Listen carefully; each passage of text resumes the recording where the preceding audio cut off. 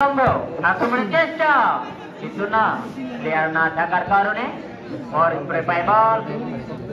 মহারাজপুর পুষ্পাস খেলা চলছে, বল বাড়িয়ে দিয়েছে জাসিন বান্দারো।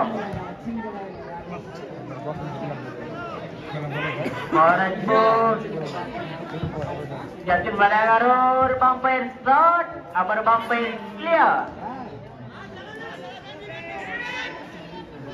জাসিন বান্দর চাকলা সূর্য তরুণ সংঘের পায় বল। জাসিন বারবার ক্লিয়ার, আক্রমণের চেষ্টায় মহারাজপুর বিপদ আলো হতে পারে না, আবারও ডিফেন্সের ক্লিয়ার। মহারাজপুরের পায় বল, আবারও ডিফেন্সের ক্লিয়ার, বল বাড়িয়ে দিয়েছে কিন্তু না, মহারাজপুরের পায় বল। আগে আমাদের বিরিয়ানির চেষ্টা,